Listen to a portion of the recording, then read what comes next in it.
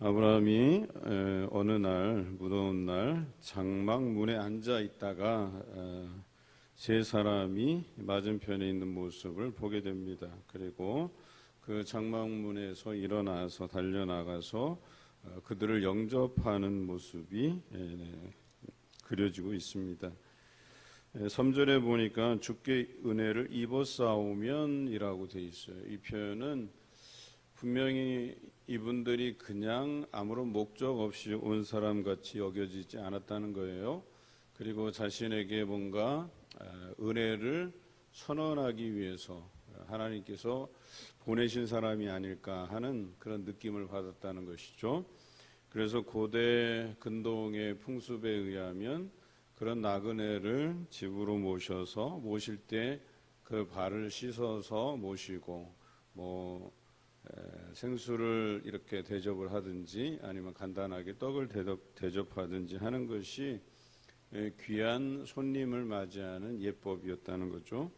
그래서 그에게 만약에 제게 베풀어 주실 은혜가 있다면, 또 우리 말로 표현하면 저희에게 좋은 소식을 전할 것이 있으시다면 잠깐 들어오셔서 그 은혜의 말씀을 주시고 잠시 쉬었다가 가십시오라고 하는 이 표현입니다. 그리고 나서 물을 조금 가져오게 해서 그들의 발을 씻기고 나무 아래에서 쉬도록 하고, 5절의 표현에 보면 떡을 조금 가져오리니 당신들의 마음을 상쾌하게 하신 후에 지나가소서라고 되어 있어요.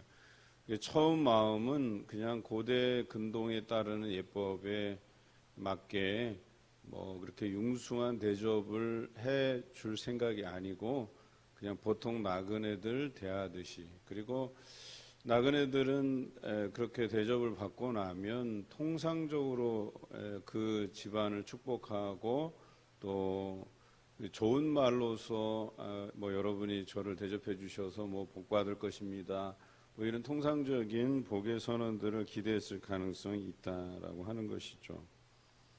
그런데 처음에는 그렇게 떡을 조금 준비하려고 들어갔던 아브라함이 6절에 보니까 급히 장막으로 가서 사라에게 이르되 고운 가루 세 쌀을 가져다가 반죽하여 떡을 만들라 하고, 여기까지는 통상적인 준비예요. 그런데 7절에 보니까 또 가축대 있는 곳으로 달려가서 기름지고 좋은 송아지를 잡아 하인에게 주니 그가 급히 요리하였다.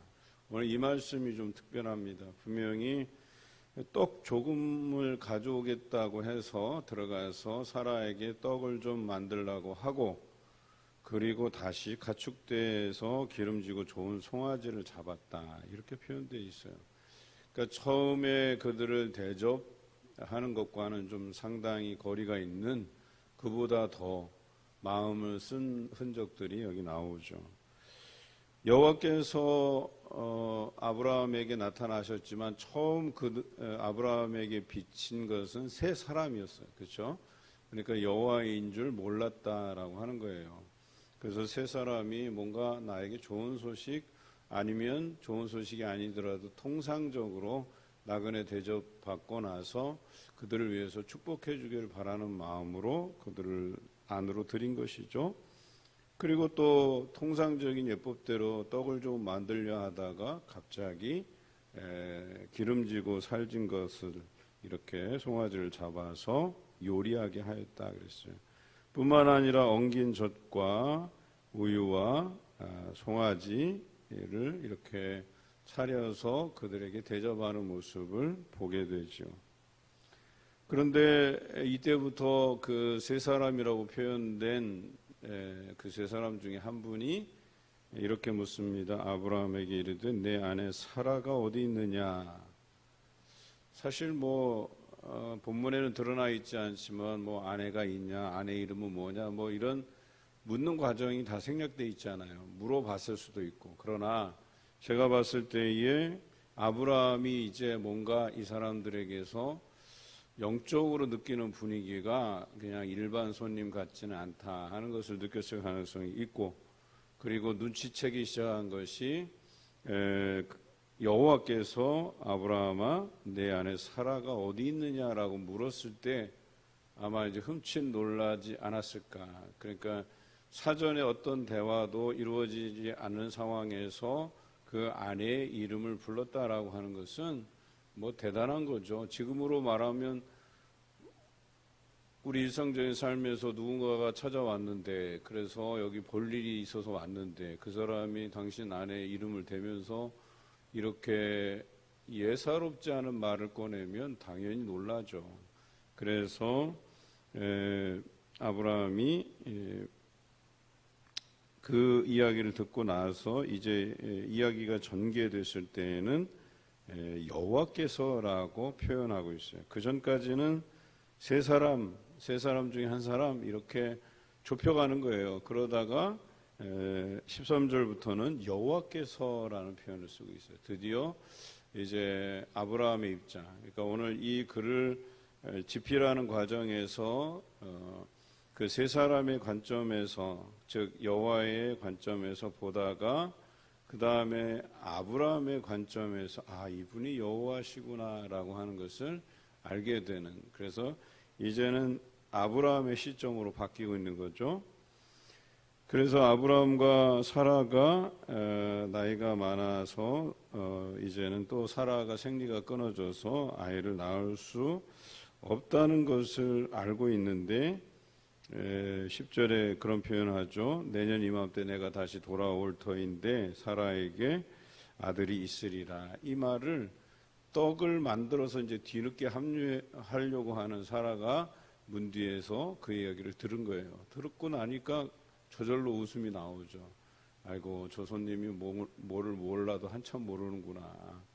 또 상식적으로 봐도 이 정도 늙었으면 애를 낳을 수 없다고 하는 건 당연한 거고, 또 내가 이미 생리가 끊어졌는데 저 사람이 몰라도 너무 모르는구나 하는 이런 생각을 가졌을 가능성이 있다는 거예요. 그래서 속으로 웃고 이르되, 여기서 보면 속으로 그랬어요. 그러니까 겉으로 드러낸 것이 아닌데 속으로 웃었다는 거예요. 그리고 내가 노쇠하였고 내 주인도 늙었으니 내게 무슨 즐거움이 있으리요. 이게 속으로 이야기한 거예요. 그런데 그 속마음을 여호와께서 이렇게 말씀하시죠. 사라가 왜 웃으며 이르기를 내가 늙었거늘 어떻게 아들을 낳으려 하느냐라고 그 속으로 웃으며 속마음을 자기 스스로에게 한 이야기인데 마치 다른 사람에게 굉장히 크게 떠든 것처럼 아시고 그것을 그 속마음을 이야기한 것이죠. 그랬더니 이 말씀을 하시면서 하나님께서 능하지 못한 일이 있겠느냐, 기한이 이를 때에 내가 내게로 돌아오리니 사라에게 아들이 있으리라 그랬어요. 여러분, 이 정도 말하면 사라가 놀래요, 안 놀래요? 놀라죠.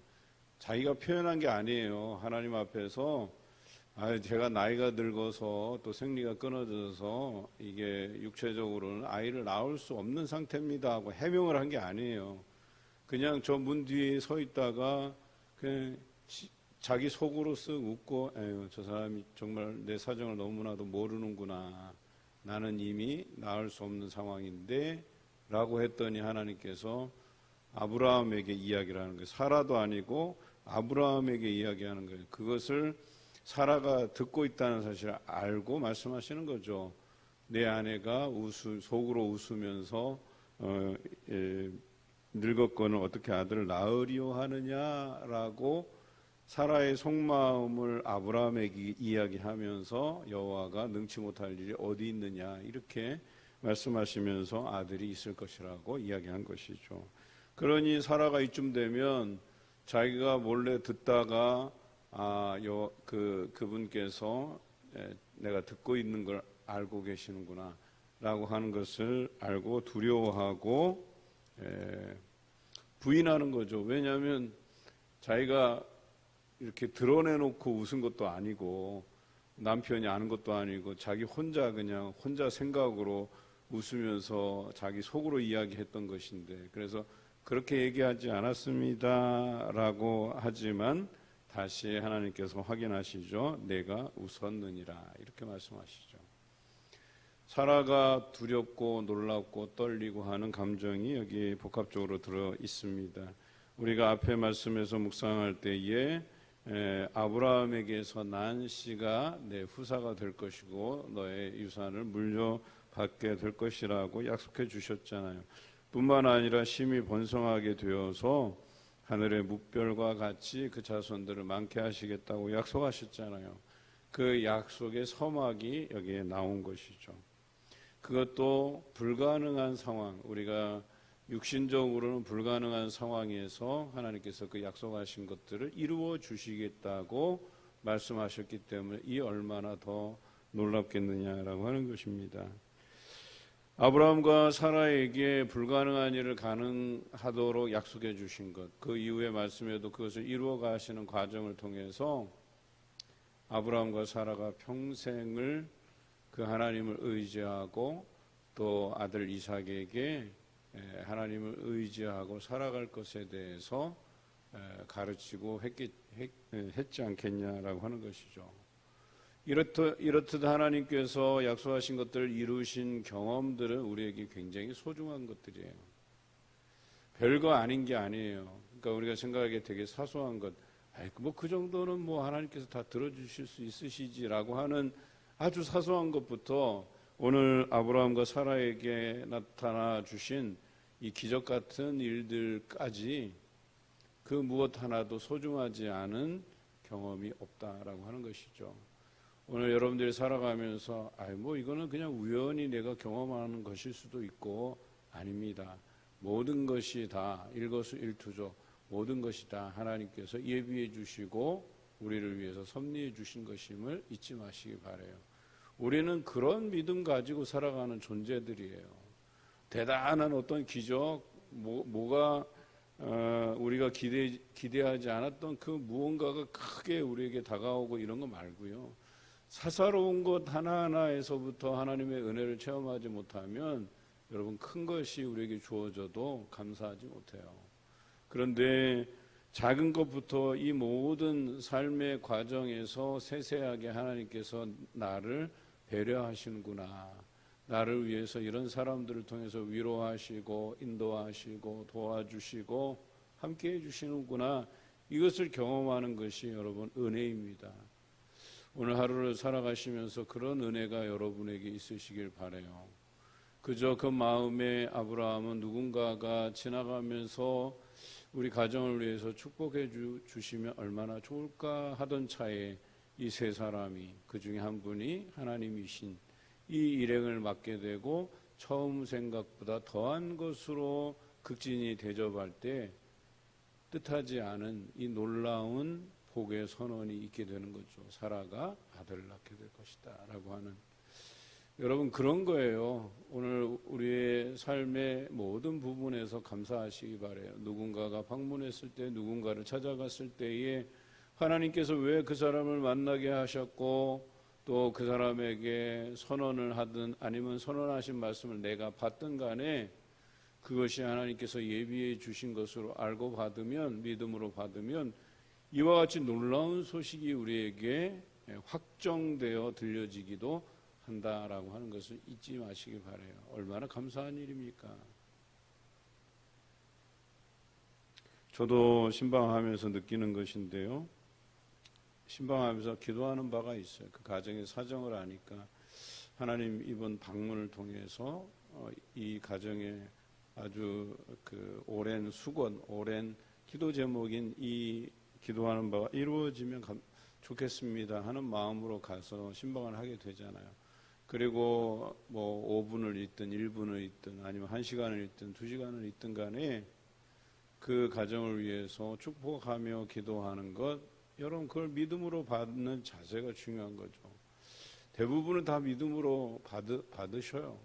그러다 보면 그 믿음의 기도, 그 믿음으로 받은 그래서 기도하는 것들이 하나님께서 실제로 우리의 삶에 이루어 주시는 것을 경험할 수 있다라고 하는 것 아니겠습니까? 그런 믿음 갖고 살아가는 거예요. 내가 평생을 이걸 위해서 가슴앓이하고 기도해 왔는데 정말 뜻하지 않게 그런 반가운 손님들 또는 여호와를 직접 만남으로 인하여서 그런 약속을 받는다라고 하면 얼마나 즐겁겠냐라고 하는 것이죠. 오늘 이와 같은 놀라운 하나님의 섭리가 여러분 삶에서 사소한 것부터 큰 것까지 경험되시기를 주님의 이름으로 기원합니다.